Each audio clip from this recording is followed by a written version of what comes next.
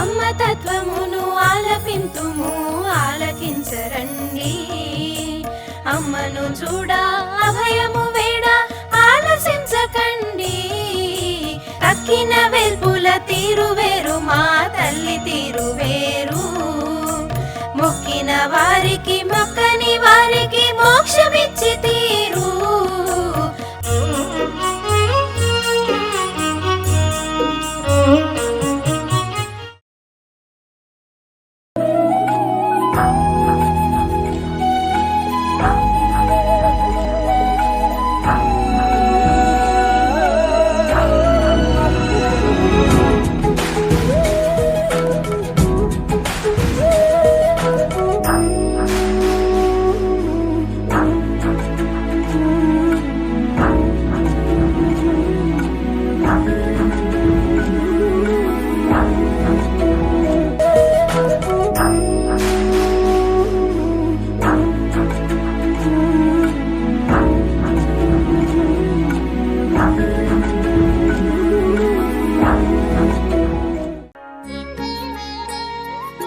మహిమకయ్య దేవత అవుతుందనే ఆలోచన లేని విశేషమైన ఇదేదైనా గమనించారా? సుబ్బారావు నేను చూసినా విశేషంగా ఉండేది, ఆ హిమక్కను చూసినా అట్లా నుండి వీళ్ళందరూ దేవతల పిల్లలు దేవుళ్ళకు ఉండే దృష్టిలోనే ఉండేదాన్ని నేను.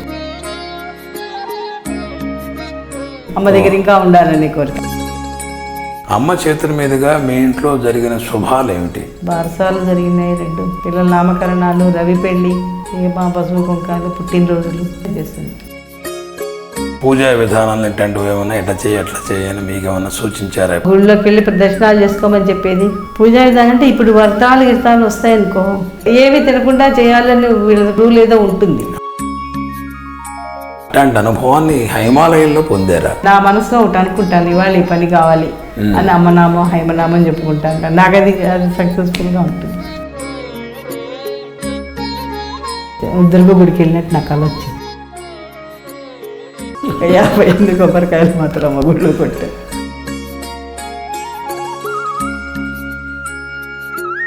ఎవరి మీద అమ్మ వాలిపోవటం? ఎవరి మీద వాలిపోలా, పక్కన నేను కూర్చున్నా మోకాళ్ళ మీద, నన్ను ఇట్లా పుణికింది. మరి ముద్దు చేస్తారు రాదు, వెంటనే వెనకాల బ్యాక్ రెస్ట్ పెట్టాం.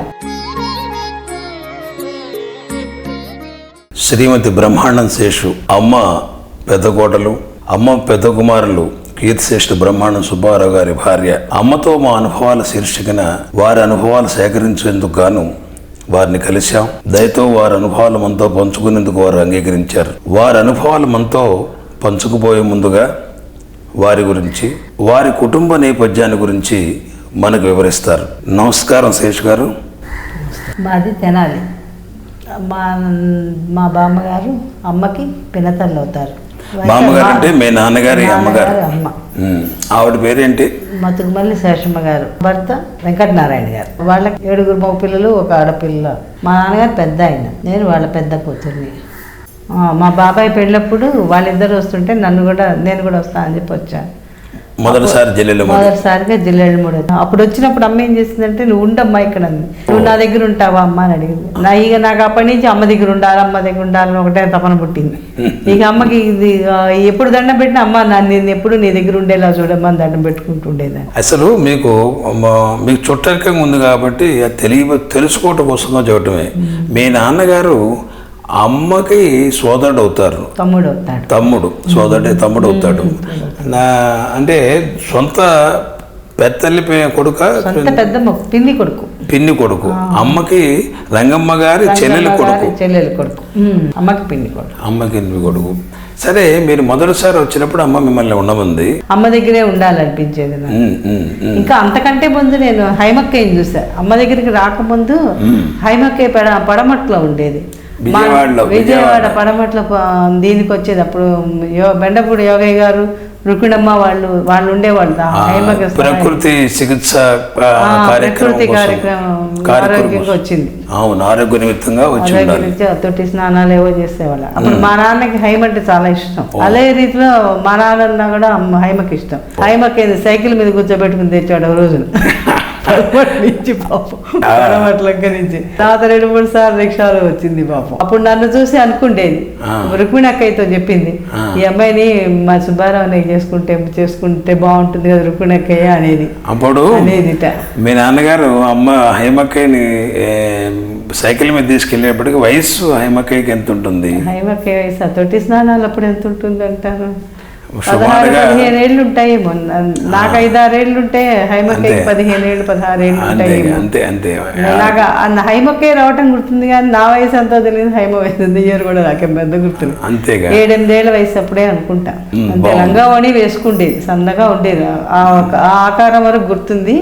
హైమక్కయ్యతో వీళ్ళు వచ్చారని మా అమ్మ వాళ్ళు చెప్తుంటారు, రుక్మిణమ్మ గారు యోగయ్య గారు అంటాను. అప్పుడు హైమ సుబ్బారావు నీకు ఈ అమ్మాయిని చేసుకుంటే బాగుంటుంది కదా, మా అమ్మ ఏమీ చేయలేని వాడు, మా అత్తయ్య కష్టపడుతూ ఉంటుంది అని చెప్పింది. అదేంటి హైమ అందిట మా అమ్మ చెప్తుంటుంది. అదేంటి హైమ అదేంటి అంత చిన్నపిల్లని సుబ్బారావు అన్నయ్య చేసుకోవటం ఏంటి అని నవ్విందిట.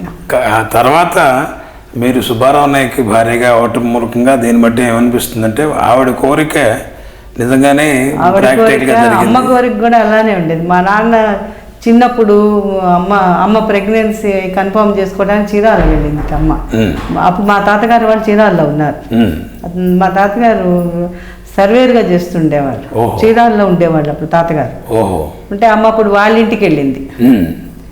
వెళ్తే మా నాన్న మంచం మీద అమ్మ పడుకుందిట. అనసూయ నువ్వు నా మంచం మీద పడుకున్నావు, లే అందిట. ఒరే నాకు శ్రీధరా నాకు ఓపిక లేదు, నేను లేవలేనురా అందిట.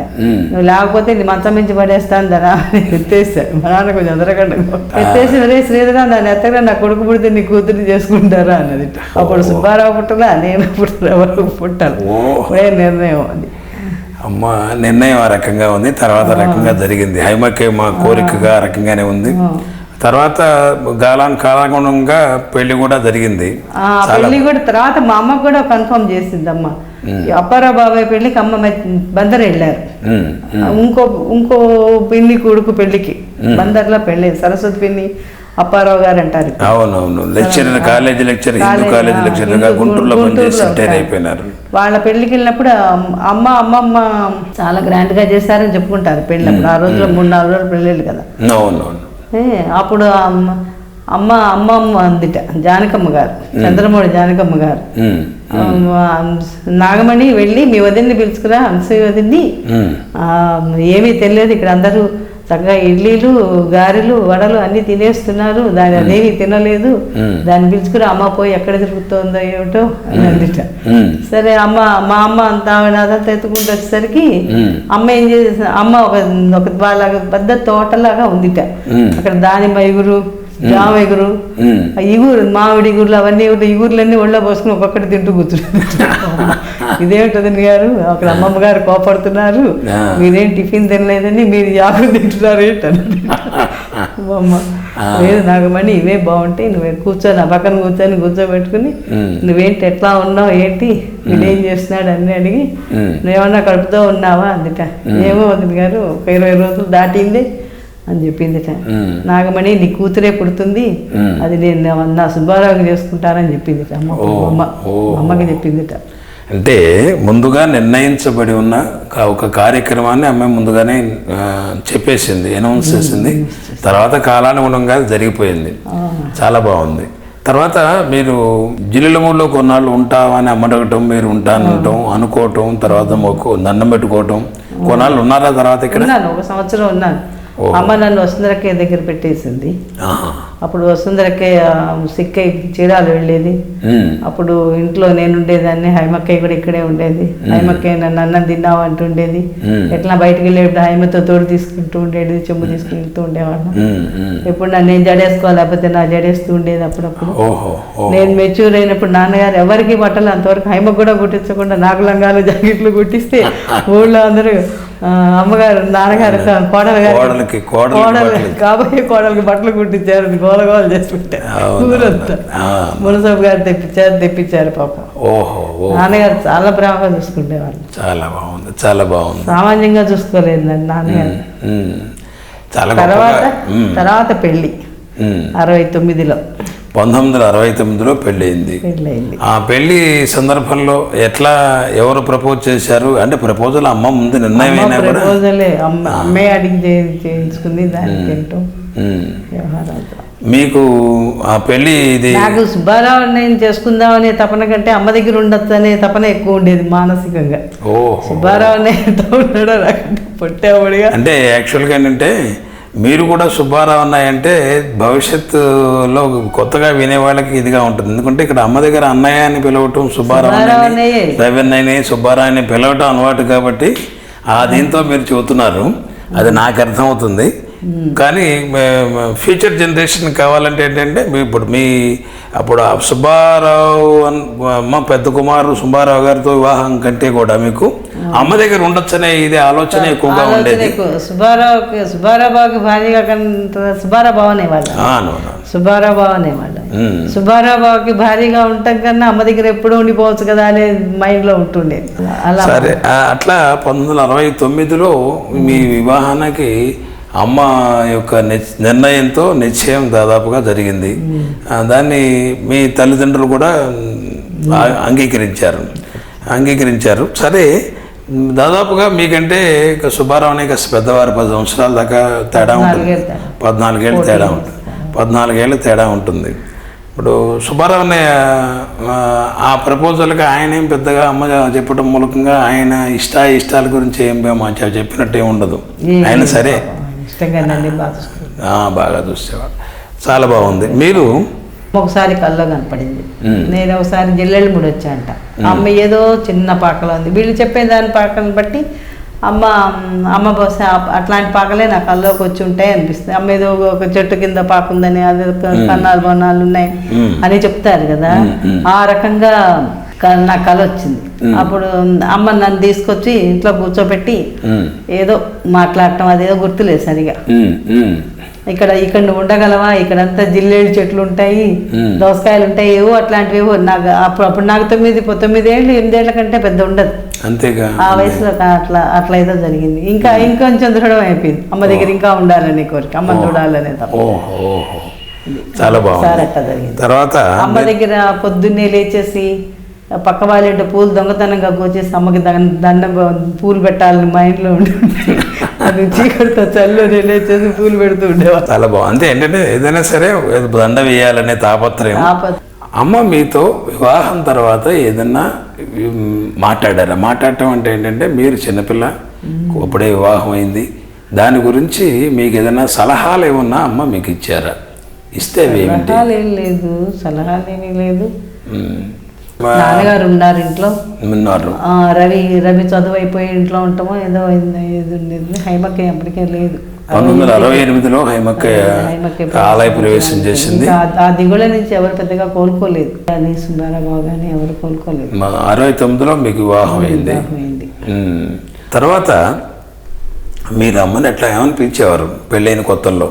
నేను అమ్మ అంటే వాళ్ళకి పెళ్లి కాకముందు ఇక్కడ ఉన్నాను కాబట్టి అమ్మ సుబ్బారావుని అని అలవాట్లు అయిపోయినాయి కాబట్టి అట్లానే సుబ్బారావుని మాట్లాడు సుబ్బారావు బావ అట్లని పోయి అన్నయ్య అని అలవాటు అయిపోయి సుబ్బారావుని అమ్మని అట్లానే వచ్చేది.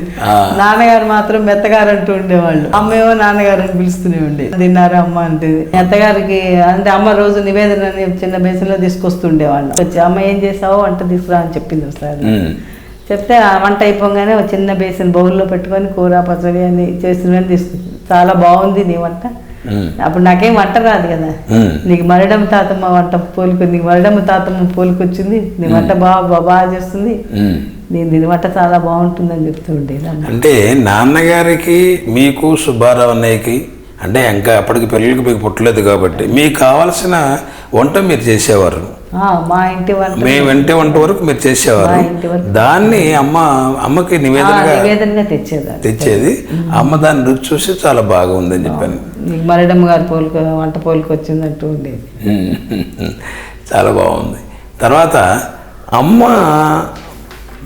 అత్తగారు అమ్మ సరే ఆ రకంగా అమ్మ దగ్గర ఉండాలని ఆ ఇచ్చ ఇవన్నీ వీటితో పాటు ఆవిడ దైవము అనే లేదా దైవము శక్తి ఆ నమ్మకము అనుభవము మీకు ఎప్పుడెప్పుడు ఎట్లా దృఢపడుతూ వచ్చింది? తర్వాత మీకు అనుభవాలు ఎట్లన్నా ఆ అమ్మ ఉన్నప్పుడు. తర్వాత విషయం తర్వాత చదువుతారు, కానీ అప్పుడు ఉన్నప్పుడు ఎట్లా దృఢపడేది? అమ్మ పెళ్ళైన కొత్తల్లో ఉంటాం అనేది.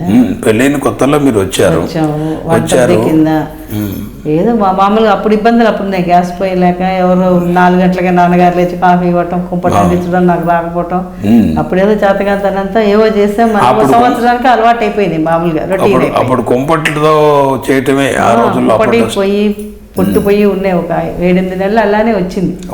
తర్వాత ఎప్పుడు అమ్మ నాన్నగారు గ్యాస్ పొయ్యి కొన్నారు. తర్వాత కొంచెం ఫ్రీ అయిపోయాం. ఒక 9-10 నెలల పాటు కుంపట్లు పొయ్యిలే ఉన్నాయి. నేను వచ్చాక పొయ్యిలు మండక నీళ్ళు వచ్చి అందరూ వాళ్ళు చేత ఈ చేత కాకుండా ఎవరో బ్రాహ్మణ్ణి పెట్టారు ఇంట్లో. హిమాలయంలో బ్రాహ్మణుడు వచ్చాడు, ఆయన పేరు సూర్యనారాయణ పౌర ఉంటాం. నేను చేసిన వంట అంతా నాన్నగారికి ఆయనకే సరిపోతుంది. రవికి సుబ్బారావుకి ఏం కూరలు ఉండేవి కాదు, వీళ్ళు గొడవ చేశారు. ఒకరోజు కూర ఏదో ఒకరోజు పచ్చడి ఏదో చెప్పారు. ఎవరు సుబ్బారావు చెప్పాడో రవి చెప్పారో నాకు తెలియదు. ఏంటి వాళ్ళ కూరలు ఏమి ఉంచడం లేదు అంటే, నేను చేసిన వంట అంతా సూర్యనారాయణ గారికి బ్రాహ్మడికే సరిపోతుందమ్మా, నేను ఏం చేయనన్నా. అప్పుడు అమ్మ తిరుమలమ్మ గారిని ఇంట్లో పెట్టి పాపం వాళ్ళ అందరికి వీలుగా వంట చేయించారు. రూపురెడ్డి తిరుమలమ్మ గారిని ఉండేవారు. ఆవిడ కొన్నాళ్ళు వంట చేసింది. తర్వాత ఏదో ఆవిడ కానీ బాలకే 2-3 నెలల్లో ఇప్పుడు వచ్చిన తర్వాత మెల్లిగా నాకు అలవాటు అయిపోయింది. కాస్త ఎక్కువ చేయటం. అది ఒక 1 year 1.5 year అయిపోయింది కదా, ఇంకా నా చేత. తర్వాత మీకు మొదటి అమ్మాయి ఏ సంవత్సరంలో పుట్టారు? నాకు 19th yearలో పుట్టి. 1973 73లో పుట్టి. 73లో పుట్టడం జరిగింది. తర్వాత మీరు అమ్మని అత్తయ్య అనకంటే కూడా అమ్మ అని మీరు అంటుండేవారు కదా, అంటుండేవారు. అత్తయ్య ఎప్పుడు అనలేదు. మిమ్మల్ని కూడా అమ్మ అన్ని విషయాలు కూతుర్ని కొడుకు అన్నాలు తిన్నారు అంటుండేది. నాన్నగారు కాఫీ తాగారు అంటుండేది. నాన్నగారికి పొద్దున్నే లేచి కాఫీ తాగారు అంటుండేది. నాన్నగారికి అమ్మ తజ్జినం అది పెడితే పొద్దున్నే అవి చేశారా కూరలు వచ్చాయని కనుక్కుంటుండేది. తర్వాత మీకు మీ చేత అమ్మ చేయించిన, తనకు చేయించుకున్న, నాన్నగారికి సరే అన్నం వండి పెట్టడం, ఆయన కావాల్సింది చూడటం ఇంట్లో చూశారు. అమ్మకు మీరు చేసిన కోడలుగా వచ్చిన తర్వాత చేసిన సేవలు ఏమున్నాయి చెప్పండి. ఏమేం చేసేవారు మీరు? స్నానం చేయించేదాన్ని. స్నానం చేయించేవారు. సుందరకేసికి అయితే పైన ఉండేవాళ్ళం, పైన వచ్చి నేను ఉండేదాన్ని. బాగుంది. అట్లాగే మీకు బాగా గుర్తున్న, అంటే మీతో బాగా చనువుగా ఒక కోడలుగా కాకపోయినా కూతురుగా కోడలుగా మేము బాగా అందరితో పాటు మిమ్మల్ని దగ్గర తీసి పాలించిన అమ్మతో చేసిన సరదాయినవి కానీ మీకు గుర్తుండిపోయినవి కానీ సంఘటనలు ఏదన్నా అమ్మతో సంతోషకరంగా ఉన్నవి ఏమైనా ఉంటే కొన్ని చెప్పండి. అమ్మ ఒక రోజున నేను దిగులుగా కూర్చున్నాను అనమాట. ఏం దిగులేం లేదు, బాగానే ఉన్నాను. దిగులుగా ఉన్నాను అనుకున్నాడు సత్యం, కోనా సత్యం అని. కోన సత్యం అంటే మన వసుంధరక్కయ్య గారి పెద్ద తమ్ముడు, కోన సుబ్బారావు గారి పెద్ద కొడుకు. వాళ్ళు బాగా చనువుగా ఉండారు. వాళ్ళ అమ్మని నాన్న కూడా నేను మొదల్లో ఇక్కడ ఉన్నప్పుడు, పెళ్లి కాకుండా ఉన్నప్పుడు వాళ్ళ అమ్మని నాన్న కూడా నాకు అమ్మ నాన్న అని పిలవటం అలవాటు అయిపోయింది. వాళ్ళు బాగా ప్రేమగా చూసేవాళ్ళు. వసుంధరక్కయ్య కానీ, బుజ్జి కానీ, సత్యం అన్నయ్య కానీ ఓన్ సిస్టర్ లాగానే చూసుకుంటేవాళ్ళు నన్ను. వాళ్ళు అమ్మ ఏంటి శేషి ఇక్కడ కూర్చున్నావు అన్నాడు. ఏం లేదన్నే ఊరికే కూర్చున్నా అన్నాడు. అమ్మ శేషికి పిల్లలు పుట్టలేదని దిగులు పడుతుంది అన్నాడు. నీకు దిగులు ఏమిటి చెప్పి అమ్మ ఎందుకు నా పొట్ట రాసింది. హైమ కన్ఫర్మ్ అయింది. అలా హైమ. అవునా? అదే అమ్మ అలా చేసింది కాబట్టి హైమ పుట్టిందని అనుకుంటూ. అంటే మీ వివాహం అయిన తర్వాత 2 సంవత్సరాలు 3 సంవత్సరాల గ్యాప్ వచ్చిందేమో. 3 సంవత్సరాల గ్యాప్ వచ్చిందేమో. ఆ రకంగా జరిగింది. అమ్మ నన్ను మెడికల్ ట్రీట్మెంట్ కూడా పంపించింది పాప. ఎందుకు దీన్ని డిలే అయింది, అందరు గొడవ పెట్టేవాళ్ళు. డాక్టర్ చూపించమ్మా, స్టేషన్ తీసుకెళ్ళి డాక్టర్ చూపించమ్మా, అందరూ గనేస్తున్నారు అంటుండేవాళ్ళు. కృష్ణమ్మ, రామకృష్ణ వాళ్ళమ్మ, పాత వాళ్ళు కదా వీళ్ళందరూ, పాత తరం వాళ్ళు కదా. ఆ రకంగా వాళ్ళు చేస్తుండేవారు. తర్వాత నేను 7th month హైమను కడుపుతున్నాడు. 7th monthలో ఇంకోటి ఏంటంటే నాకు హైమక్కయ్య 7th monthలో హైమ చిన్న చీర పట్టుకొని చిన్న స్నానానికి వెళ్తున్నట్టుగా చిన్న బట్టలు కట్టుకొని వచ్చి ప్రెగ్నెంట్గా ఉన్నప్పుడు మన ఇంట్లో గబగబా నడుచుకుంటూ వచ్చి శేషు నేను ఇక్కడికి వచ్చేసాను, ఎవరికి చెప్పబాక, నేను ఇక్కడే ఉంటాను ఇంకా అని చెప్పింది. హైమపుడితో నన్ను మానసికంగా అనిపించింది. ఓహో, సరే. మీకు అమ్మ ఏదన్నా ఫలానా ఇట్లా పూజా విధానాలు ఇట్లాంటివి ఏమన్నా ఇట్లా చేయని మీకు ఏమన్నా సూచించారా ఎప్పుడన్నా? ఏ మొత్తంలో మీ గుళ్ళోకి వెళ్ళి దర్శనాలు చేసుకోమని చెప్పేది. తర్వాత పూజా విధానం అంటే ఇప్పుడు వ్రతాలు గిర్తాలు వస్తాయనుకో, అవి ఏవి తినకుండా చేయాలని వీళ్ళ రూల్ ఏదో ఉంటుంది. అవునుగా. అమ్మ స్నానానికి రాగానే అమ్మ నాకు అన్ని పెట్టేస్తుండేది. అమ్మ ఇది నాకు అన్ని పెట్టేస్తున్నావు, వాళ్ళే అందరు తినకుండా కూర్చున్నా అంటే నువ్వు నాన్నగారిని చూసుకుంటున్నావు, నీకు అంతకంటే వ్రతం అక్కర్లేదు అంటూ ఉండేది. నాకు అన్నీ పెట్టేస్తుండేది. మిగతా వాళ్ళందరూ ఏమి తినకుండా 3 వరకు కూర్చుంటా. అంటే అమ్మ ఒక్కొక్క వ్యక్తికి ఒకటి నిర్దేశించి స్నానం చేస్తున్నాను కదా అని దృష్టి మరి అమ్మకి. నాన్నగారికి చేస్తున్నావు, అంతకంటే ఇంక నిష్ఠా నియమాలు అక్కర్లేదు అంటుంది. అమ్మ చేతుల మీదుగా మీ ఇంట్లో జరిగిన శుభాలు ఏమిటి? బారసాలు జరిగినాయి 2 పిల్లల నామకరణాలు, రవి పెళ్ళి, మా పశువు కుంకాలు, పుట్టినరోజులు చేస్తుంది అమ్మ. అట్లాగే మీరు మా అమ్మ కుటుంబంలోకి వచ్చిన తర్వాత అమ్మ కుటుంబ సభ్యులు, మీ కుటుంబం అంటే మీరు మీ తల్లిదండ్రులు, వాళ్ళ ఇంట్లో కూడా మా అమ్మే చూసుకుంది. మా ఫ్యామిలీ, మా రాముడు పెళ్లి కానీ లక్ష్మి పెళ్లి కానీ అమ్మే దగ్గరుండి చేయించింది. వాళ్ళే మా చాలా పూర్ ఫ్యామిలీ. మా అమ్మ దగ్గరికి వచ్చాకే మా వాళ్ళకి అసలు 4 చీరలు అంటూ ఉన్నాయనేది దృష్టి ఉంది. అవును. మా నాన్న పాప ఏమి సంపాదించేవారు కాదు, మా అమ్మాయి పాప కష్టపడి టైలరింగ్ చేసి పాప చాలా శ్రమపడ్డారు, కష్టపడేది ఫ్యామిలీ గురించి. అమ్మకి ఆ సింపతి ఉంది. శ్రీధరుడు మంచివాడు, వాడు ఏం సంపాదించలేని వాడు, చాలా మంచివాడు, వాడికి ఏం తెలియదు అంటూ ఉండేది. ఆ దృష్టితోనే ఆ స్వీటీని కడుపుతూ ఉన్నప్పుడు ఏదో ఒక కారణం ఉండాలి కాబట్టి నా రాఘవరావు మామైపోయారు ఒకసారి. నేను పైకి వచ్చాను. పైకి వస్తే ఆ స్వీటీ అప్పుడు చిన్నపిల్ల అయితే అది టాయిలెట్కి వెళ్ళింది. ఒక నాన్నగారు క్లీన్ చేశారు, మా నాన్న బయటకు వచ్చేసాడు. అది అడిగిపోయి నాకు దిగుకోవాలి. నాన్నగారు మొత్తం క్లీన్ చేసి దాన్ని టవల్ పెడుతూ చేతుకొని వచ్చారు పైకి. దాన్ని 5-6-7 నెలల దాన్ని. సరే అమ్మ ఇట్లా చేశారు నాన్నగారు అని అమ్మకి తెలియగానే వెంటనే రాత్రికి మా వాళ్ళని పిలిపించేసింది సామాన్లతో సహా. మీరు ఇక్కడ ఉండండి నా కోసం, మీరు నువ్వు వద్దు అని చెప్పొద్దు. మా అమ్మ వాళ్ళకి ఇష్టం ఉండదు ఇక్కడ కూతురు ఇంట్లో ఉంటున్నాం అని మాట వస్తుంది, మన తిప్పలు మనం పడాలి అన్నట్టుగా ఉండేది. నువ్వు ఎట్లయినా సరే ఇక్కడ ఉండాల్సింది, అది ఆర్డర్, నువ్వు నాకు ఎదురు చెప్పడానికి వీలు లేదని చెప్పి మా అమ్మకి అరిచింది, కోప్పడ్డది. దగ్గర కోప్పడ్డట్టే చెప్పింది. అమ్మ మాట్లాడలే ఇంకా. వాళ్ళు ఆ రకంగా ఇక్కడ సెటిల్ అయ్యారు, ఆ కారణం పెట్టుకొని. అవును కదా, కారణం ఏదో ఒకటి ఉండాలి. సరే, అట్లాగే మీ తమ్ముడు రాము చెల్లెలు లక్ష్మి వివాహాలు కూడా ఇక్కడ జరిగినాయి. అమ్మాయి చేసింది. వాళ్ళ పిల్లలు కూడా ఇక్కడే అమ్మ పేర్లు పెట్టడం చేయటం జరిగి ఉండాలి. శుభాల గురించి చెప్పారు. అశుభాలు ఏమైనా జరిగినాయా ఇక్కడ? మా అమ్మమ్మ ఇక్కడే పోయింది. మా అమ్మ ఇక్కడే పోయింది. మా నాన్న ఇక్కడే ఉండి బాపట్లలో వెళ్ళి బాపట్లో పోయారు. అంటే అమ్ముండంగా ఎవరు పోలే. అంటే అమ్మ పోయిన తర్వాత కూడా అమ్మ సమక్షం అంటే జిల్లెలమూడిలో అమ్మ నివసించిన ఈ చోట్ల ఈ సంస్థలో జరిగిన ఈ కార్యక్రమాలు ఉన్నాయి. బాగుంది. తర్వాత మీకు ఒక చిన్న ఇది, అమ్మ ఆప్యాయంగా ఉండటం లేకపోతే ప్రేమగా చూడటం ఇవన్నీ వింటాం మనం. అమ్మ ఎప్పుడన్నా దుఃఖించడం చూసారా? సందర్భం ఏదన్నా చెప్పదగ్గది ఉంటే చెప్పండి. ఫలానా సందర్భంలో ఇట్లా అమ్మ దుఃఖించింది. అన్నీ చెప్పక్కర్లేదు, ఏదన్నా ఒకటి మీకు చెప్పాలనిపించింది. నాన్నగారు జరిగినప్పుడు దుఃఖించింది అంతే, హైమ గుర్తొచ్చినప్పుడు దుఃఖించేది అంతే. ఫ్యామిలీకి మాకేం దుఃఖించాలి. అట్లాగే అమ్మ కోపగించుకోవడం కూడా అట్లాగే చూసారా? కోపడేది, పని సరిగ్గా చేయకపోతేనా, పని మనుషులు వంటింట్లోకి వస్తేనో కోపడేది. అయినా కానీ అమ్మ కోపడ్డా కానీ పైన ఎవరు లేకుండా చూసి పని మనిషిని ఇంటికి పంపించేసి పని చేస్తుంటే అంటే మామూలు మనిషిలాగానే కోపడితే కోపడింది లేదు. సరే, తర్వాత హైమక్కయ్యతో మీకు బాగా పరిచయం ఉందన్నారు. ఇక్కడ ఉన్నప్పుడే అప్పుడేదో చూడటం వరకే పరిచయం, ఇంటికి వచ్చి చుట్టాలు. అంటే మీకు చిన్నపిల్లగా అప్పుడు హైమక్కయ్య దేవత అవుతుందనే ఆలోచన లేనప్పుడు ఉన్న పరిచయం అది. మీ తర్వాత ఊహించుకుంటే ఆవిడతో ఉన్న పరిచయంలో ఆవిడలో మీరు ఏదన్నా విశేషమైన ఇదేదన్నా గమనించారా? తర్వాత అంటే మీరుతో ఉన్న జ్ఞాపకాలు, పరిచయ జ్ఞాపకాలని నెమరు వేసుకుంటే అట్లాంటి ఏదైనా విశేషమైన లక్షణం ఆవిడలో మీకు ఏమైనా కనిపించిందా? ఏమిటి అప్పుడు పెళ్లి కాకుండా ఉన్నప్పుడు నాకు వీళ్ళు సుబ్బారావు అనేది చూసినా విశేషంగా ఉండేది, ఆ హైమక్కను చూసినా అట్లానే ఉండేది. వీళ్ళందరూ దేవతల పిల్లలు దేవుళ్ళు అనుకుంటుండే దృష్టిలోనే ఉండేదాన్ని నేను. వాళ్ళకి అన్నం పెడితేనే పవిత్రం అనుకుని వాళ్ళ కంచం ఎత్తితేనే చాలు నీళ్లు తేని దగ్గర తీసుకుంటూ అట్లా ఉండేది నా మానసికంగా. హైమక్క అన్నం తినగానే 2 మెతుకులు నోట్లో వేసుకోవడం, సుబ్బారావు అనే వాళ్ళు తినగానే 2 మెతుకులు తీసుకొని వేసుకుని అట్లా చేసుకునేది. చాలా గొప్ప భావన కదా అది. చక్కగా నాన్నగారు అన్నం తినగానే అలా కంచం ఎత్తే డ్యూటీ నాకు పెట్టేది వసుంధరకే. అంట్లు కడగటాలు అప్పుడు చిన్నవాళ్ళం కదా, వసుంధరకే పెద్దది. అవును.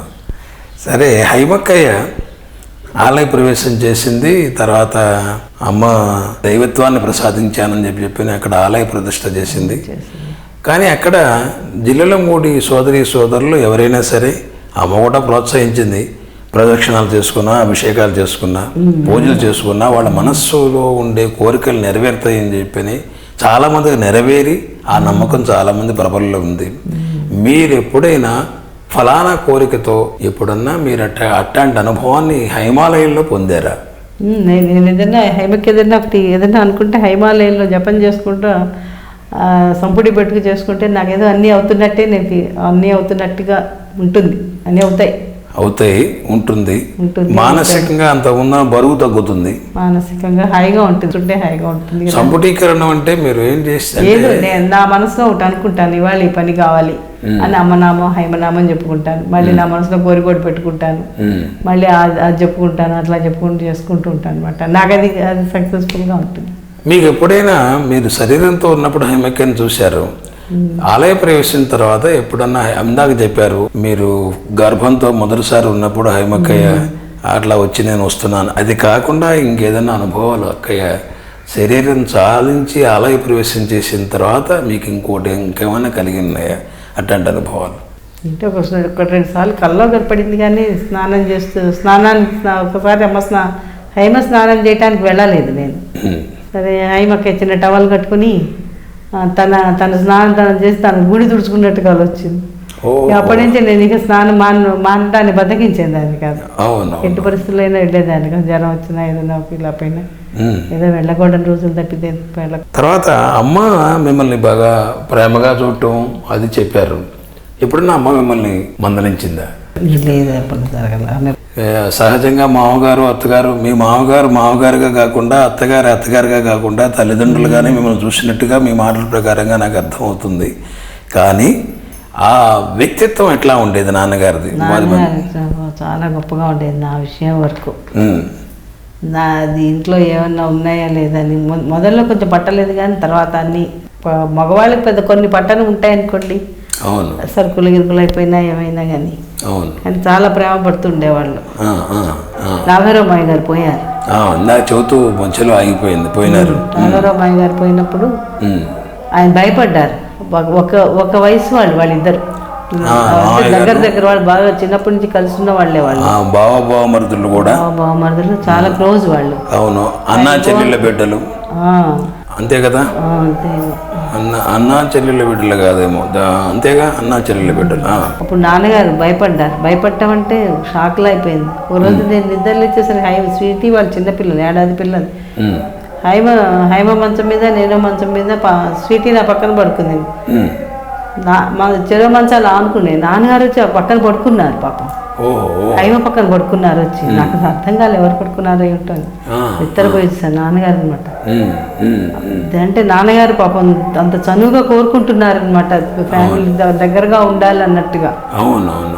ఎంత ప్రేమగా పడకపోతే నేను ఎంత కావాలనుకుంటే పాపం ఇట్లా పక్కన కూర్చుంటారు. ఒకసారి సుబ్బారావు ఒంగోలు దగ్గర ఏదో ఊర్లో సంతనూతలపాడు ఏదో అక్కడ కొబ్బరికాయలు ఇది పెట్టాడు. కొబ్బరికాయల డ్రైయింగ్ మిషన్ కొబ్బరి చెప్పలు పెట్టాడు. వాడిని పోతే బొమ్మను కానీ అమ్మాయి మాత్రం రాదు, అమ్మాయి ఇక్కడే ఉండాలి. వాడంతా సెటిల్ అయ్యి అంతా బాగుందన్నప్పుడు ఎప్పుడో తీసుకుపోతాడులే, అమ్మాయి ఇంటి వచ్చి కదలటానికి వీల్లేదు, శేషం ఇక్కడే ఉండాలి. గదు నాన్నగారు నా గురించి పాపం ఎంత వాడి వెళ్ళం వాడు తీసుకెళ్తుంది, వాడి ఇష్టం, వాడి తిప్పులో వాళ్ళు పడతారులే అని అనుకోలే పాపం. అవును అది ఏ స్థాయిలో ఉంటే నాన్నగారు ప్రేమ అంతే కదా, ఏ స్థాయి ప్రేమ అయితే అమ్మాయి రావడానికి వీలు లేదంటే అది వాళ్ళ కొడుకు కంటే ఎక్కువ కాదు కదా ఎవరికైనా. వాడే బొంగలేదు ఇదెందుకు నాకు అనుకుంటారు కదా. మామూలు సహజంగా అయిన లోక వ్యవహారం అట్లాగే ఉంటుంది. నాకది శుభారాధ పంపించలేదని కోపం రాలేదు నాకు. ఆయన ఎంత చూసుకున్నారో నన్ను, నా మీద ఎంత ప్రేమ పడుతున్నారో, నేను అక్కడికి పోయి నేను ఎంత ఇబ్బంది పడతాను ఇంత ఆలోచన ఉంది. చాలా చాలా గొప్ప ఇది. తర్వాత ఇంకోటి ఏంటంటే సుబ్బారావు అన్నయ్య వ్యక్తిత్వం గురించి కూడా మిమ్మల్ని అడగాలి. ఆయన మిమ్మల్ని ఎట్లా చూసుకునేవారు, సుబ్బారావు అన్నయ్య ఎట్లా ఉండేవారు, ఏ రకంగా? ఎందుకంటే ఎక్కువగా సుబ్బారావు అన్నయ్య గురించి ఇన్ఫర్మేషన్ రావాలంటే చెప్పే ఇంకోళ్ళు అడగటానికి తగ్గ మీకంటే ముఖ్యంగా అడగదగ్గ వాళ్ళు ఎవరు లేరు. ఎట్లా ఉండేవారు సుబ్బారావు అన్నయ్య వ్యక్తిత్వం అంటే అమ్మ వాళ్ళలాగానే ఆ ఫ్యామిలీ ఎక్కడికి పోతుంది వాళ్ళకి. ఇప్పుడు మా ఇంట్లో మా అమ్మ, మా నాన్న, మా అమ్మమ్మ రాగానే మళ్ళీ ఆ పెద్ద కూతురు ఇంతమంది ఉన్నా కానీ ఒక్కరోజు విసుక్కోవటం కానీ, ఇంటికి వచ్చేవాళ్ళు పోయేవాళ్ళు కానీ, ఒక గంట ఇంట్లో కూర్చోవడానికి లేదు, పడుకోవటానికి లేదు, కానీ ఒక్కరోజు కూడా విసుకుండేవాడు కాదు. అంతేగా తిరణాలు జనాలు ఏంటని అమ్మ కోసం వచ్చిన వాళ్ళు సరే భరిస్తారు అనుకో. మా వాళ్ళు 5-6 ఉండేవాళ్ళు ఇంటి నిండా. ఒకరోజు వీళ్ళందరూ ఎందుకున్నారని కానీ ఏమి కానీ ఏమి విసుకుండేవాడు కాదు. వీళ్ళు ఎందుకు తింటున్నారు, ఇక్కడ ఎందుకు ఉండాలి, వీళ్ళందరూ ఇక్కడ ఉండాలి, ఆ నేచర్ ఉండేది కాదు అసలు. ఆ కుటుంబానికే లేదు జనరల్గా, ఎవరికి కూడా లేదు అని చెప్పి అంటే అంత 10 మంది తినాలని చెప్పిన ఆలోచన తప్పితే కానీ ఇంకోటి కాదు. ఎప్పుడు విసుకోవటాలు కానీ ఏమేమి పిలవటాలు కానీ వీళ్ళకి అలవాటు లేదు అసలు. చాలా గొప్పగా ఉంది. తర్వాత మీరు అమ్మకి అంటే ఫిలాసఫీ అంటే అమ్మ తత్వాన్ని గురించి 2 మాటలు. అమ్మకి ఫిలాసఫీ ఉందని మీరు నమ్ముతున్నారా? ఉంటే అమ్మ తత్వం గురించి, అమ్మకి ఇష్టమైన చేసే పని ఏమిటని మీరు ఫిలాసఫీ అంటే రకరకాలుగా అమ్మ మాట చెప్పింది కొన్ని. అమ్మ ఫిలాసఫీలు అంత అంత అంత అంత బుర్ర నాకేం లేదు, కానీ అమ్మ ఫిలాసఫీ అంటే ఇప్పుడు ఏదైనా ఒకటి వింటుంటాం అనుకో, ఎక్కడైనా ఏదో ఉపన్యాసం ఏదో వింటాను, అమ్మ 2 ముక్కల్లో చెప్పింది కదా, వీళ్ళు ఇంత హైరాణ పడి ఇంత చెప్తున్నారు కదా అని మానసికంగా అనిపిస్తుంది. నాకు తెలిసింది లేదు, వాళ్ళ దగ్గర తెలుసుకోవాల్సింది లేదు అనిపించేట్టుగా ఉంటుంది వాళ్ళ ఉపన్యాసాలు. నాకేమైనా వచ్చేది మీరు తెలుసు అని చెప్పినది మీరు 10 మందికి చెప్పే మానసికంగా అనిపించకపోయినా, మనం ఏం చెబుతాం అనిపించకపోయినా, మీకు అమ్మ చెప్పిన దాంట్లో ఏదో ఒక సంతృప్తి ఉంటే గానీ అవతల వాళ్ళది ఇంతగా అమ్మ ఇది చెప్పింది కదా వాళ్ళు ఇంత చెబుతారు ఏంటనేది జ్ఞానం ఉండదు కదా. గంటలు హైరాణ పడుతున్నారు వీళ్ళు, అమ్మ ఒక్క మాటలో చెప్పింది అని అనిపిస్తుంది అన్నమాట. ఎక్కడికన్నా పోయి ఏదో ఏ సోమవారంలో ఏదో చూద్దాం అని అనిపిస్తుంది, కానీ మన ఇంటికి వస్తే మర్యాదగా చేసి చూద్దాం అనిపిస్తుంది. వాళ్ళని పోయి వాళ్ళ దగ్గర పోయి ఉపన్యాసాలు అవన్నీ వినాలని ఉండదు. చిన్నప్పుడు అట్లా ఉంటుంది. అమ్మ దగ్గర అన్నీ విన్నాం అనిపించేట్టే ఉంటుంది. మనకేమన్నా వచ్చంటే ఏమీ రాదు, కానీ అమ్మ దగ్గర పెరగటమే, అమ్మ శిక్షణలో అమ్మ సమక్షంలో పెరగటమే, అమ్మ దగ్గర తీసుకోవటమే. మనం తెలియకుండా మనం ఏదో పొంది ఉంటాం, లేకపోతే ఆ జ్ఞానం కూడా ఉండదు కదా. వాళ్ళు ఏం చెప్పారు, వాళ్ళు చెప్పింది అమ్మాయి చెప్పింది కదా అని చెప్పి గుర్తింపు 2 ముక్కల్లో అమ్మ చెప్పింది కాబట్టి వాళ్ళందరికి అర్థమయ్యేట్టు అంతేగా అనిపిస్తుంది. నిజంగా అది తప్పనిసరి, మంచి మాట. తర్వాత అన్ని లక్షణాలు అమ్మ దగ్గర ఉన్నాయి. మీకు దాంట్లో ఎక్కువగా వచ్చే లక్షణం మాతృమూర్తిగానా, దైవంగానా, లేకపోతే ఇట్లా అందరినీ సమానంగా చూసే తల్లిగానా? మీ ఉద్దేశం ఏంటి దాంట్లో? అమ్మ ఫస్ట్లో చెప్పింది నాతోటి, మన ఇంటికి అందరూ వస్తారమ్మా, మనం అందరినీ జాగ్రత్తగా చూడాలి, ప్రేమగా చూడాలి. ఒక కోడలుగా ఇండికేషన్ ఇచ్చేసి, ఒక కోడలుగా ఒక అత్తగారుగా చెప్పిన మాట అది చాలా బాగుంది. రవిని జాగ్రత్తగా చూసుకోవాలని చెప్పింది. అమ్మ రవిని జాగ్రత్తగా చూసుకోమని చెప్పినప్పుడు ఆ మనసు నువ్వు ఇయ్యమ్మా అని అన్నాను ఒకసారి, నా తెలియకుండా ఆ మనసు కూడా ఇయ్యమ్మా అన్నాను. చాలా గొప్ప మాట, గొప్ప కోరిక. మనసు ఇయ్యమ్మా అన్నాను. ఆ మనసు కూడా ఉండాలి కదమ్మా, అది కూడా నువ్వే చూడు అన్నా. మన ఇంటికి చాలా మంది వస్తారమ్మా, అందరినీ ప్రేమగా చూడాలి, జాగ్రత్తగా చూడాలి. అమ్మ మన ఇంటికి అంటే అమ్మ నన్ను సొంతంగా చేసేసుకుంది అనుకున్నాం. మన ఇల్లు అంటే అమ్మ తనతో పోల్చుకుంది కదా, అంతేగా. చాలా గర్వపడ్డా అప్పుడు మన ఇంటికి అంది అమ్మ అని. అట్లా చాలా. తర్వాత అమ్మ ఇండికేషన్ లలిత పారాయణ చేసుకోమని చెప్పడం. లలిత పారాయణ చేసుకో. ఒక రోజున మన అమ్మ జరిగిపోయింది, అమ్మ నిర్యాణం అయిపోయింది, గుళ్ళోకి వెళ్ళింది. ఉమ్. ప్రతి సోమవారం శుక్రవారం లలితా పారాయణం జరుగుతుంది, లక్షణావార్చన జరుగుతుంది గుళ్ళో. అప్పుడు కొంతమంది కాలేజీ స్టూడెంట్స్ సెలవులు ఇచ్చేసారు, లెక్చరర్స్ వీలుంటే ఫ్యామిలీస్ వీలుంటే వచ్చేవాళ్ళు, లేకపోతే లేదు. ఏదో 5-6 మాత్రం అటెండ్ అయ్యేవాళ్ళు. నేను కోనరాజ్యం, వనజ, ఒక 5-6 కంటే ఎక్కువ మంది వెళ్ళేవాళ్ళం, ఉండేవాళ్ళు. మేము 10 సార్లు 11 సార్లు చదివేసి వచ్చి అవును, పూర్తి చేసేవాడు. 100 సార్లు పూర్తి చేయడం కష్టంగా ఉండేది. ఒక సరోజనక్కయ్య ఉండేవారు, కొమరవోలు సరోజనక్కయ్య, వాళ్ళ పిల్లలు ఎవరుండే శేషక్కతే ఉండేది. శేషగుడిలో పూజ ఏదో చేస్తుండడు, పూజల్లో ఉంటుండేది, ఒప్పుకుంటాం. కొద్ది మంది ఉండేవాళ్ళు, 10-15 మంది కంటే ఉండేవాళ్ళం కాదు. ఆ 10 మంది 10 సార్లు చదవటం, 8 సార్లు చదవటం చూస్తుండే. ఆ రోజు నేను వెళ్ళలేకపోయాను. రెడ్డి గారికి బాగుండలేదు కడుపులో, రెడ్డి గారికి కడుపులో జ్వరం, భాస్కరరావుని కడుపులో నొప్పి. ఓహో, కడుపులో నొప్పి అయితే వీళ్ళేమో నేను పెడితే అన్నాలు తినరు, పాప లక్షణావార్చన ఎప్పటికీ అయ్యాను, వీళ్ళు పెద్దవాళ్ళు ఎప్పటికీ అన్నం తినే, నన్ను అట్లానే ఆలోచిస్తూ పడుకున్నా. అమ్మ ఆ రోజు కల్లో కనపడ్డది. అమ్మ లలితాపారాయణ ఎక్కడైనా చేయొచ్చు, ఎవరైనా చేయొచ్చు, దానికి నిబద్ధం ఏం లేదు, అది చేయొచ్చు అంటే చేస్తే ఏమవుతుందమ్మా అంట. ఏమవుతుందమ్మా, ఎటువంటి ఒత్తిడైనా తట్టుకోగలం మనము అని చెప్పి. ఒత్తిడి అంటే ఎట్లా ఉంటుంది, ఎట్లాంటి ఒత్తిడి అమ్మా అంట. అమ్మ నన్ను ఒళ్ళో పడుకోబెట్టుకుని నా తల గట్టిగా నొక్కేస్తుంది, ఇట్లా గట్టిగా నొక్కేస్తే అమ్మ ఒళ్ళో పడుకోబెట్టుకుంటుంది, నా తలని తీసుకొని ఇట్లా బాగా నొక్కేస్తుంది అనమాట. నొక్కేస్తుంటే ఇక ఇలాంటి ఒత్తిడి అని చెప్తుంది అనమాట. నొక్కేస్తుంది, నాకేం తెలియడం లేదు. మళ్ళీ ఒక 2 నిమిషాలు కొంతసేపు అయిన తర్వాత ఇలా వదిలేస్తుంది, అప్పుడు నాకు కొంచెం తెలివి వస్తూ ఉంటుంది. ఇది మీ కల్లో తెలియపరిచిందమ్మా. అప్పటి నుంచి లలితా పారాయణ చేస్తాను. అప్పటి నుంచి అంటే అప్పుడు చేసుకుంటుండేవాళ్ళం, ఎటువంటి ఒత్తిడైనా తట్టుకోగలమని చెప్పి చూపిస్తుంది. సరే అప్పటి నుంచి ఇది లేకుండా ఎప్పుడైనా చేసుకోవడం అలవాటు అయింది. తర్వాత అమ్మ ఒకసారి చెప్పింది, శ్రీ సూక్తం చేసుకుని లలితా పారాయణ చేయమని చెప్పింది. అప్పటికి నేను చేస్తూనే ఉన్నాను, అయినా అమ్మ కూడా చెప్పింది. అమ్మ గుళ్ళో శ్రీ సూక్తం చేసి లలితా పారాయణ చేస్తూ అలంకారం చేస్తుంటాం మామూలుగా. చాలా చక్కటి ఇది. నేనే అడగబోతున్నాను, సాధనాపూర్వకంగా అమ్మ ఏమైనా మీకైనా సూచించారని. అమ్మ మీ చేత ఆ రకంగా చెప్పి చేయించడం అనేది, మరి అది కళ్ళలో కనపడి కూడా ఇంకోటి 2 సార్లు 3 సార్లు గుర్తు చేయటం అనేది చాలా గొప్ప అదృష్టం, చాలా బాగుంది. ఒకసారి నామం చేస్తున్నాను గుళ్ళో, హైమాలయంలో. ఆ నామం ఎట్లా చేస్తాలో యాక్చువల్గా నాకు తెలియదు, జపమాల పట్టుకోవడం తెలియదు, ఊరికే గరగర తిప్పడం తప్పితే బొర్ర ఎక్కడో పెట్టుకొని. ఏమైందో ఒక క్షణం నాకేంది, అమ్మ హైమక్క ఎదురుగుండా కూర్చున్నారు జపం చేసుకుంటే, జయహోమాత జపం చేస్తుంటే ఒక్క క్షణం అట్ట మైమరిసి అమ్మ ఇట్లా కనపడింది. అసలు పూర్తిగా అమ్మనామం చేస్తుంది, అమ్మ ఎంత ఆనందంగా మన దగ్గరగా ఉంటుందో అనిపించింది. ఒక్క క్షణం మైమరిచి ఉంటాను. ఇది ఏ సంవత్సరంలో జరిగి ఉంటుంది, ఎప్పుడు ఎన్నాళ్ళ కిందట, ఏ సంవత్సరంలో, ఎన్ని సంవత్సరాల కిందట? ఈ 10 yearsలోనే. ఇక్కడ 2002 తర్వాతనే జరిగింది హైమాలయంలో. హైమ ప్రతిష్ఠ అయిన తర్వాతనే. ఇప్పుడు అమ్మ నామ హోమం పెట్టారు, ఎంతో చేయమని ధర్మసూరి రోజు చెప్తుండేవాడు, నామం ఇంత చేయండి అంత చేయండి అంటున్నాడు. సరే రోజు మామూలుగా చేసుకోవటం కానీ ఎక్కువ సంఖ్యలో చేయటం అప్పుడే అనమాట నామం చేయటం. అలా అమ్మ కనపడింది.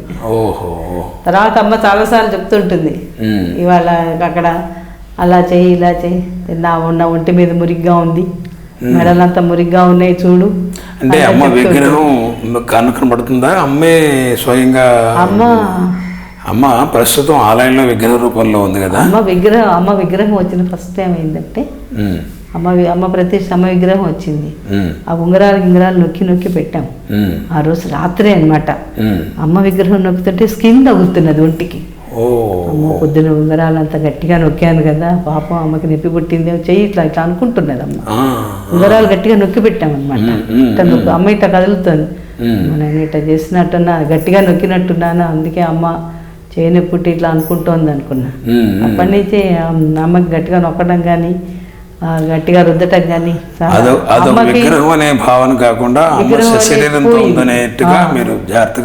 ఫస్ట్ టైం ఉంగరాలు అలంకారం చేసి విగ్రహం అన్నట్టుగానే పెట్టాను. ఆ రోజు రాత్రే అమ్మ కనపడింది, అమ్మ విగ్రహం కదిలింది, స్కిన్ లా అయిపోయింది అమ్మదంతా అయిపోయింది.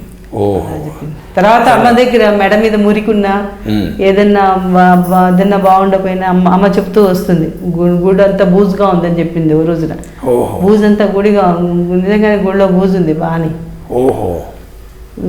అప్పుడు భాస్కర్ రావు చేస్తే భాస్కర్ని తుడిచాడు. అంటే మనం గమనించిన దాన్ని కూడా అమ్మ శరీరం చాలించిన తర్వాత కూడా మీకు కళ్ళలో కనపడి చెప్పి అది నిజంగా ఆ రకంగా ఉంటే మీ చేత చేయిస్తుంది. చాలా అదృష్టం, చాలా బాగుంది. ఇవాళ అక్కడ వంట చేయి, అక్కడ వంటలు బాగుంటలేదు, నువ్వు చెయ్యి, నువ్వు నివేదన తీసుకురా అంటుంది. ఓహో, అలాంటివన్నీ చెప్తాను. నేను నివేదన అక్కడ దాకా ఏం తీసుకొస్తా అని చెప్పి ఇంట్లో పెడుతూ ఉంటాను. ఈ మధ్య రీసెంట్గా 1 సంవత్సరం కిందట ఏమైంది, అమ్మ మా వాకిట్లోకి వచ్చి రమేష్ తీసుకొచ్చి పడుకోబెడతాడు, అమ్మని తీసుకొచ్చి కూర్చోబెడతాడు. కూర్చోబెట్టగానే అమ్మ సన్నగా చిక్కిపోయి ఉంటుంది. రమేష్ ఏంటి అమ్మని వాకిట్లో పెట్టేస్తాడు, లోపల తీసుకురా అంటాడు. లోపల తీసుకొచ్చేసాడు. లోపల తీసుకొచ్చి అమ్మ నువ్వు బాగా చిక్కిపోయావు అమ్మ, ఇది నా మంచం పక్కనే బల్ల మీద పడుకుంటాడు, నా బల్ల పక్కనే అమ్మ మంచం వేసి పడుకోబెట్టేశాడు. ఇది ఈ పిల్లాడు ఏంటి ఇట్టా వేసిపోయాడు మంచం, నేను అమ్మ మీదకి ఎట్టా దిగుతాను అనుకుంటూనే మెల్లిగా ఎట్టా పాక్కుంటూ ఎట్టా కొట్టొచ్చి అమ్మని తగలకుండా మంచం మించి బల్ల మించి దిగి అమ్మ పక్కన వచ్చి కూర్చొని మంచం పక్క కింద కూర్చొని అమ్మ నువ్వు బాగా చిక్కిపోయావమ్మా అంటట. ఇక ఎందుకమ్మా ఇట్లా చిక్కిపోయావంటే ఏంటి ఇట్లా అయిపోయావమ్మా చిక్కిపోయావమ్మా అంటట. నేను ఇక్కడే ఉంటానమ్మా, నేను ఇంకెక్కడికి వెళ్ళను, నీతోనే ఉంటానంటే అమ్మ నువ్వు నా దగ్గరే ఉంటామా, నేను అనుకున్నాలేంది తెప్పించుకు తింటూ ఉంటాను, నేనే నీకు చేస్తానమ్మా అంటట. నువ్వేది పెడితే అది తింటాను, నేను నీ దగ్గరే ఉంటాను, నీతోనే ఉంటానని చెప్పింది. ఆ రోజు నుంచి నాకు ఎంత మానసిక బలము, అమ్మ నాతోనే ఉంటుంది. అంతే కదా, మామూలుగా వెన్ను అనుక్షణం మీ వెన్ను తట్టి వెన్నంటే ఉండి మీకు రకరకాలైన సూచనలు కళ్ళలో ఇస్తూ అన్ని కళ్ళలో ఏంటి అసలు ఏదన్నా ఒకసారి ఫ్యామిలీ పరంగా లేవనుకుంటే అవన్నీ ఏమిటో నా కళ్ళలుగానే ఉంటాయి. అమ్మ గుళ్ళో రవి నేను పిల్లలు అందరం కూర్చున్నట్టు, అమ్మకి ఏదో ఫోన్ వస్తే నాన్నగారు ఎక్కడి నుంచో ఫోన్ చేసినట్టు, అమ్మ నువ్వు మాట్లాడంటే నువ్వు మాట్లాడవని అమ్మ అంటున్నట్టు, అట్లా ఏమిటో మరి అట్లా వస్తుంటాయి నాకు. పిల్లల పెళ్ళిళ్ళ విషయాలు కానీ ఏదన్నా నువ్వు హైమకి ఏదో మ్యాచెస్ చూస్తే నువ్వు చూసే పెళ్లి సంబంధం చేసుకోవద్దని చెప్పటం, అట్లానే హైమ చేసుకోలేదు. స్వీటీ పెళ్లిది కూడా అట్లానే చేద్దామా వద్దా అనుకుంటుంటే అమ్మ నువ్వు ఏదైనా ఇండికేషన్ వస్తే చేస్తూ పెళ్లి చేయటం ఈ రాత్రికి, లేకపోతే అది అట్లానే పాప వాళ్ళు ఉన్నట్లు లతికా పాప వాళ్ళు ఉన్నట్టే ఉంటుంది అని అనుకున్నా. అది వాళ్ళని చేసుకోనని చెప్పింది, అది లతికా పాప వాళ్ళ లాగానే ఉంటుందమ్మా అన్నాను. అంటే అమ్మ ఆ రోజు నాకు అనిపించింది పెద్ద పెద్ద గుండిగలతో వంట చేయటం, అమ్మ హడావుడిగా తిరగటం, కొంగు కప్పుకొని అవి వాళ్ళతో మాట్లాడటం వీళ్ళతో మాట్లాడటం. అమ్మ ఇండికేషన్ బాగుంది, అమ్మకు గుండిగలు అన్నాలంటే ఇష్టం కదా, అమ్మ చేయిస్తుందని మంచి సింబల్గా అనుకున్నా. ఆదుర్ద ఆందోళన చూసి మొదలుపెట్టు అన్నట్టుగా అనిపించింది నాకు. అంతేగా, ఆ ఇండికేషన్స్ అన్నీ ఆ రకంగా ఉన్నాయి. వివాహం జరగటం, పిల్లలు పుట్టడం, సరే వాళ్ళ పెళ్ళిళ్ళు తర్వాత అయినా అనుకోండి, సుబ్బారావుని కాలం చేయటం, తర్వాత సుబ్బారావుని కాలం చేయటానికి సిక్ అవుతుండగానే వీడు ఎక్కువ రోజులు బతకడమ్మా అని చెప్పింది వాళ్ళు. అప్పుడు చెప్పింది వీడి టైం దగ్గరకు వస్తుందని చెప్పి సంవత్సరం కింద చెప్పింది. తర్వాత ఇక సుబ్బారావుని ఇంకో నెలకు పోతాడనక, ఓ నెలకు 15 రోజులకు పోతాడనక వీడు తెల్లగుడ్డ నీళ్ళల్లో నానిన గుడ్డల్ని చిక్కిపోతుంది వీడి ఒళ్ళు, వీడు ఎక్కువ రోజులు ఉండడమ్మా అని చెప్పి నా చేతి గాజులు తీసేసిందమ్మ. అది అప్పుడు అవి కూడా చెప్పాను. విద్యానగర్లో ఉండగా ఏదో ఇంకో అపార్ట్మెంట్కి వెళ్ళాం, విద్యానగర్ నుంచి ఇంకో అపార్ట్మెంట్కి వెళ్ళాం, డౌన్ ఫ్లోర్. అంటే మీకు మానసికంగా మిమ్మల్ని ముందుగానే ప్రిపేర్ అమ్మ అట్లా ప్రిపేర్ చేసి జాగ్రత్తగా అప్పుడప్పుడు ఇది కాకుండా మిమ్మల్ని ప్రిపేర్ చేస్తున్నట్టుగా అనిపిస్తుంది. అన్ని విషయాల్లో మంచి చెడులు అన్నింటిలో కూడా చాలా చక్కగా మిమ్మల్ని, అంటే మీ అనుభవం చాలా అద్భుతంగా ఉంది. ఎందుకంటే మీరు బాధపడుతున్నప్పుడు కానీ రాబోయే దుఃఖాన్ని కానీ సంతోషాన్ని కానీ అమ్మ మీరు చేయాల్సిన విధానాన్ని గురించి కానీ కళ్ళలో ఆ రకంగా చెప్పటం అనేది చాలా గొప్ప, ఇది చాలా అదృష్టం. అమ్మ శరీరంతో లేనప్పుడు కూడా కనపడటం చాలా బాగుంది. ఇంకా ఇట్లాంటివి మీరు ఈనాళ్ళు ఇక్కడ జిల్లెమూడిలో ఉన్నారు. జిల్లెమూడిలో ఉండటం అంటే నా ఉద్దేశం ఏంటంటే అమ్మ శరీరంతో లేకపోయినా అమ్మ గుళ్ళో ఉన్నా కూడా అమ్మ ఉన్నదనే భావంతోనే నమ్మకంతోనే అమ్మ సేవ చేసుకుంటూ అమ్మ పెద్ద కోడలుగా మీరు ఉంటున్నారు. మీకు ఎప్పుడైనా ఇక్కడ వంటల్లో నిరుత్సాహం ఎప్పుడైనా కలిగిందా? అంటే రకరకాల మనుషులం కాబట్టి.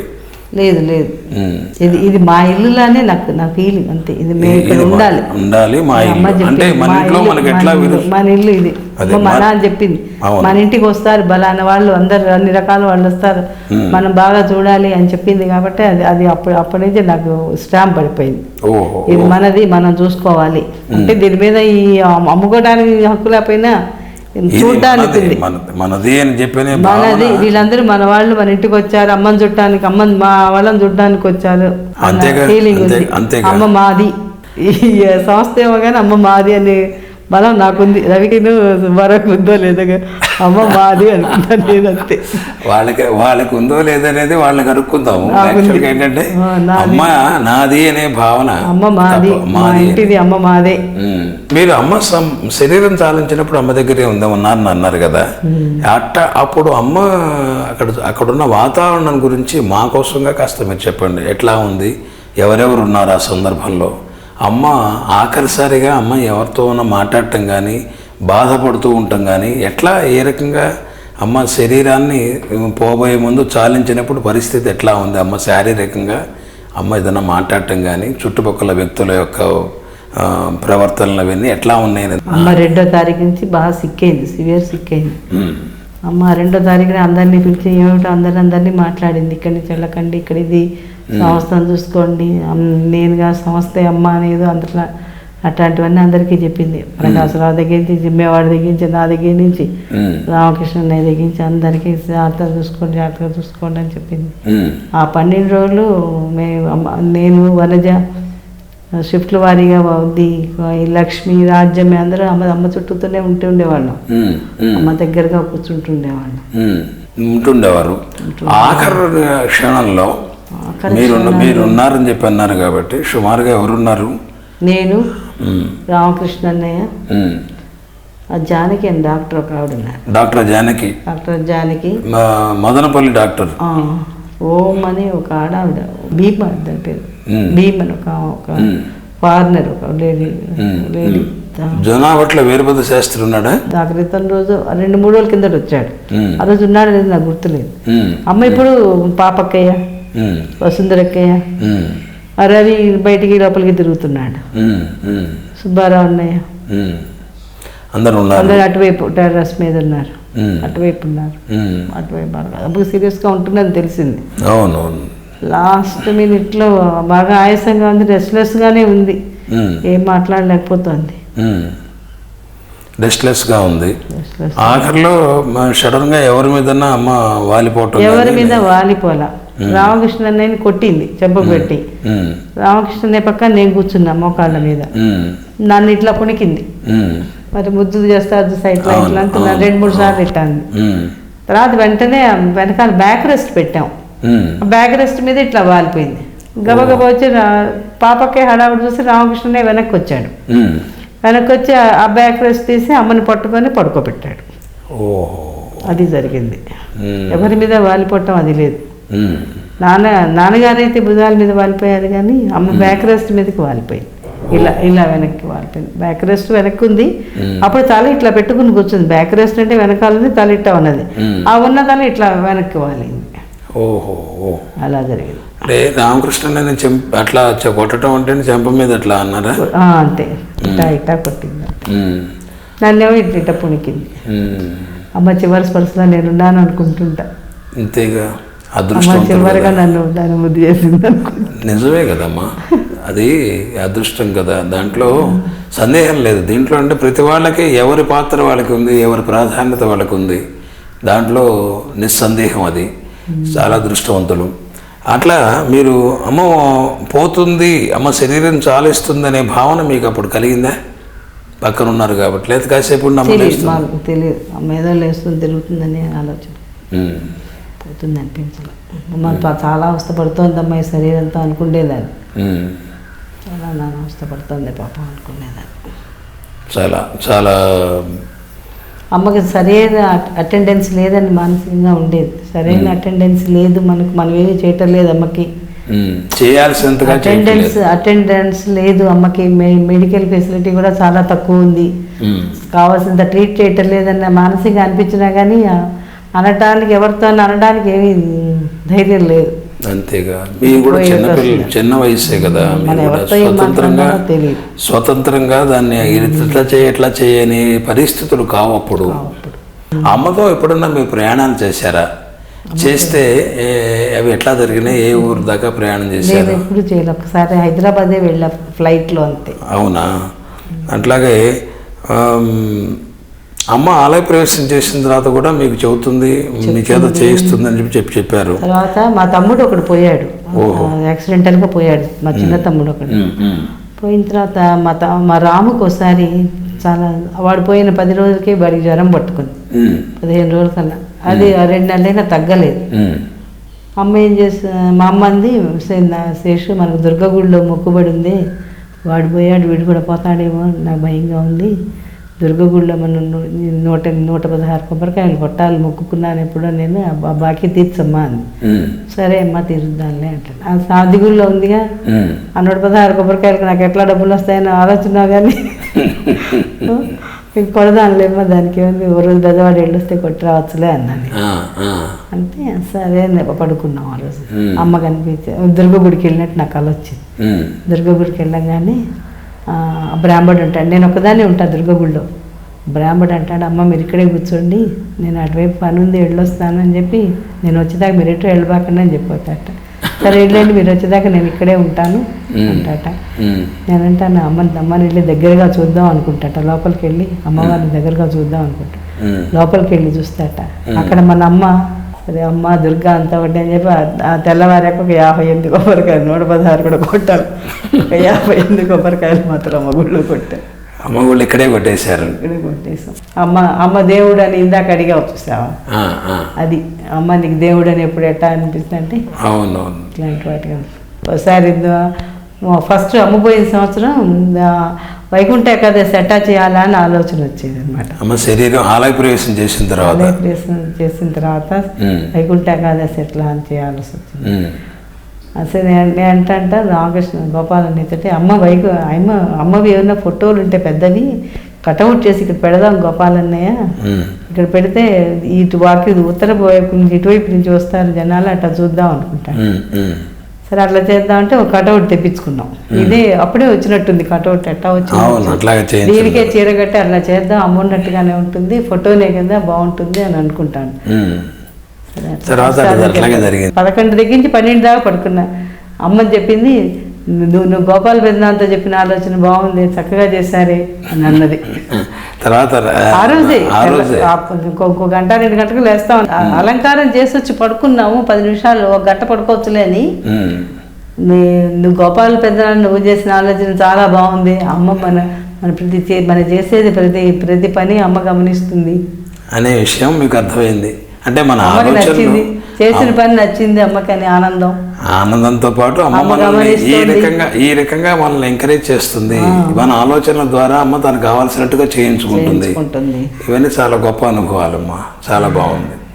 తర్వాత మీరు ఈ చాలా కార్యక్రమాల్లో ఇక్కడ మీరు అమ్మకి సాక్షాత్తు కోడలు గారైనా సరే ఆ రకమైన ఇది కాకుండా అనేక మంది ఇక్కడ రావటం, అమ్మ దగ్గర ఉండటం. కొంతమంది ప్రత్యేకమైన లక్షణం అమ్మ కోడలుగానే కాకుండా అమ్మ మీకు ఏర్పరిచేసింది. ఎట్లా అంటే తల్లిదండ్రులు లేని కొంతమంది పిల్లలు అని, ఇట్లా ముఖ్యంగా మీ దగ్గర మీ ఇంట్లో ఉంటున్న ప్రస్తుతం మీ పరిరక్షణలో ఉంటున్న సీత లాంటి అమ్మాయిల్ని, తల్లిదండ్రి ఎవరు లేరు, లేకపోయినా కూడా మామూలుగా ఏంటంటే ఈ తలకాయని కొంత మనం అందబెట్టుకుంటామని లోకం అట్లా అనుకునే పరిస్థితుల్లో వాళ్ళకి కూడా చూడాలి, చెందాలని ఆ మానసికమైన ఆలోచనతో పాటు చేయాలనే ప్రయత్నం, సాధ్యవంతులు మన చేతైనందుకు చేయాలనే ప్రయత్నం చాలా గొప్పది. ఆ రకమైన భావం మీకు అమ్మ కలిగించి మీ ద్వారా చేయటం అనేది సరే అది ఆఖరిది అనుకోండి, మీకు ఆ రకంగా జరగాలనే ప్రేరణ మనస్సు ఎవరు ఎట్లా ఏర్పడిందని చెప్పి మీరు చెబుతారు. మీకు ఎందుకు అట్లా? ఒక్కొక్కరి నేచర్ అంతే. ఎందుకంటే చూస్తే జాలి పడతారు, ఇక్కడ జాలి పడటం సహజం. ఇప్పుడు నేను కూడా జాలి పడతా, జాలి పడటం వేరు, జాలి పడిన దాన్ని ఆచరణాత్మకంగా మనం మన చేతైంది ఏదో చేసి చూపించడం వేరు. చేయటంలో ఒక రకమైన బాధ్యత ఉంది, ఓ రకమైన చాలా గొప్ప ఇది. అమ్మ కోడలుగా మీకు ఆ రకమైన భావాలు, ఆ రకమైన సేవా తత్పరత మీ కలిగి ఉండటం అనేది అమ్మ సహజంగా మిమ్మల్ని తీర్చిదిద్దడంలో ఆవిడ యొక్క సృష్టిస్థితులే కారణి కాబట్టి ఆవిడకి పెద్ద ఇదేం కాదు. మీరు చాలా అదృష్టవంతులు. ఇంకా మీరు ఏదైనా చెప్పదలుచుకున్న అనుభవాలు ఏమైనా ఉంటే చెప్పండి. అదే ఒక ఫ్యామిలీ పరంగా ఉండాలని అనిపిస్తుంటుంది, కానీ అవి ఆ కళల రూపంలో అట్లా అయిపోతూ ఉంటాయి. అమ్మ, నేను, నాన్నగారు అవి ఒక ఫ్యామిలీ టైప్లో. ఇప్పుడు మీ ఇంట్లో నీ కోడళ్ళు కొడుకులతో మనవాళ్ళతో వస్తే ఎట్లా ఉంటావో అట్లా గలగలాగా తిరుగుతున్నట్టుగా ఇంట్లో పెద్ద హాల్ పెట్టుకొని అట్లా అనిపిస్తున్నప్పుడు నాకేంటో మరి ఎవరి ఆలోచన కొద్దీ అట్లా కలర్లో కనిపిస్తారు. మరి ఎవరికో నాది నా మాత్రం ఏదైనా అనుకోగానే అట్లా ఒక కలర్ రూపంలో అట్లా సీన్ చూసుకుంటూ ఉంటాను నేను. అమ్మ అట్లా ఇంటికి అమ్మ అట్లా చూపిస్తూ చూపించి మిమ్మల్ని తృప్తిపరుస్తున్నారు. ఇంతకంటే అమ్మకి ఏం చేస్తుంది. భవిష్యత్తు తరాల వాళ్ళకి కానీ ఇప్పుడు అమ్మని చూద్దాం అనుకునే వాళ్ళకి కానీ మీరు అమ్మను గురించి ఇచ్చే సూచన కానీ సలహా కానీ సందేశం కానీ అమ్మని గురించి నన్ను 2 మాటలు ఏదైనా చెప్పండి, చూడాలనుకునే వాళ్ళకి, చూడబోతున్న వాళ్ళకి. ఎందుకంటే ఇప్పుడు ఈ అనుభవాలన్నీ కూడా వాళ్ళ కోసం రికార్డ్ చేయబడేవి. దానికోసంగా అమ్మ దగ్గర సందేశాలు నాకేం చెప్పడం ఏం చేత కాదు. అమ్మని చూస్తుంటుంటేనే చాలు మనకు అన్నీ జరిగిపోతుంటాయి. అన్నీ అంత ఆనందం ఇంకోటి ఉండదు. అమ్మని చూస్తూ కూర్చో ఒక నిమిషం, అమ్మ ఫోటో ఎదురుగుండా కూర్చొని మా వాళ్ళల్లో కానీ ఏదైనా ఇబ్బందులు వచ్చినా ఏమేమి చెప్పినా కానీ అమ్మని చేసుకోవని అట్లాంటివి చెప్తూ ఉంటాను నేను. మనం ఏం అక్కర్లేదు, అమ్మ దగ్గరికి వెళ్ళి ఈ పని చెయ్యి, నాకు ఇట్లా కావాలమ్మా, నా పిల్లలకి ఇట్లా చూడమ్మా అని చెప్తూ ఉంటాను. అదే అయిపోతుంటుంది. అమ్మ నామం చేసుకోవటం, అమ్మను ధ్యానించటం, దాంతో మించింది ఇంకోటి ఏం లేదనేది మీ భావన. ఈ మధ్య మా కోడలు మా అమ్మ మనవరాలు వచ్చింది. దానికి ఒక భర్త వదిలేస్తాడు, పిల్లలు పుట్టలేదని వదిలేస్తాడు. అది పాప డిప్రెషన్కి లోన్ అయింది. వదినా నేనేం చేయలేకపోతున్నాను, దీన్ని భరించలేకపోతున్నాను అంటే అది అనుకుంది ఫోన్లే పని పాపం దానికి ఎవరున్నారు, నేనేదో అమ్మ దగ్గర ఉంటున్నాము, ఎంతో ప్రేమపడింది, నన్ను అడిగింది అది మనం ఏదైనా చేద్దాం అని చెప్పి పోనీ దాన్ని నా దగ్గరికి పంపించవే, ఇక్కడ ఏమన్నా బాగుంటుందేమో చూస్తానని చెప్పి పాపం నా డిప్రెషన్ పిల్లల్ని తెప్పించాను. చాలా డిప్రెషన్లో ఉంది అది పాపం. మందులవి డాక్టర్కి చూపించి మందులవి రాయించి తీసుకురావే అని చెప్పాను. తీసుకురావే అని చెప్తే దాన్ని అట్టానే పాపం దాన్ని బలవంతంగా లాక్కొచ్చి ఇక్కడ పడేస్తుంది. పూర్తి డిప్రెషన్లోనే ఉంది అప్పుడు. అది ఇక్కడికి వచ్చాక పాపం హైమాలయ మన హోమశాలలో హోమం చేసుకోవటం, హైమాలయాలో మందు వేసుకున్న తర్వాత కొంచెంసేపు బాగుంటుంది కదా, ఆ ప్రదర్శనాలు చేసుకోమంటాం, అమ్మ దగ్గరికి వెళ్ళి కొంచెం ప్రదర్శనాలు చేయమంటాం, ఇవన్నీ చేయటం కొంచెం దాంట్లో కొంచెం మార్పు వచ్చింది. 3 రోజుల్లో కొంచెం మార్పు వచ్చింది. అమ్మ అనుగ్రహంతో ఇక్కడ ఈ స్థలంలో అదే అమ్మ దగ్గర నువ్వు అమ్మకి దండం పెట్టుకోవే, దాన్ని తగ్గాలి అని నామం చేస్తూ దండం పెట్టుకోవే అని చెప్తూ ఉంటాను. కాబట్టి ఎవరైనా సరే ఏ రకమైన ఆధ్యాత్మికంగా వాళ్ళు పురోగతి చెందాలన్నా, లౌకికంగా వాళ్ళకు కష్టాలు తీరాలన్నా కూడా ఇక్కడ అమ్మను చూడటం, అమ్మ నామం చేయటం, అమ్మ గుళ్ళో ప్రదక్షిణాలు చేయటం, అభిషేకాలు చేయటం మూలకంగా అన్నీ తగ్గిపోతాయి అనేది మీ యొక్క నమ్మకం. తర్వాత మీరు చెప్పి వాళ్ళు చేయిస్తే వాళ్ళు జరిగిన సత్యం. ఇదే అందరినీ చేయమని చెప్పి మీ సూచనగా సందేశంగా అందరికీ చెబుతున్నారు. మీ యొక్క అమూల్యమైన మీ అనుభవాల్ని మా కోసంగా, భవిష్యత్ తరాల వాళ్ళ కోసంగా మా అందరికీ అందించారు. మీ సమయాన్ని కేటాయించి చాలా ధన్యవాదాలు. నమస్కారం. మీపైన, మాపైన, ఈ సర్వ సృష్టిపైన అమ్మ అనుగ్రహం సదా ప్రదర్శించాలని అమ్మని ఎల్లప్పుడూ ప్రార్థిస్తూ జై హో మాత. మరొకరి అనుభవాలతో మళ్ళీ కలుసుకుందాం. జై హో మాత. మీ రావురి ప్రసాద్.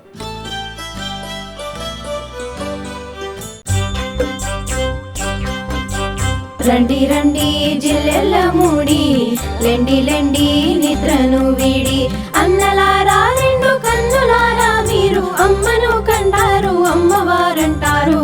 రండి రండి జిల్లెల్ల మూడి, లెండి నిద్రను వీడి.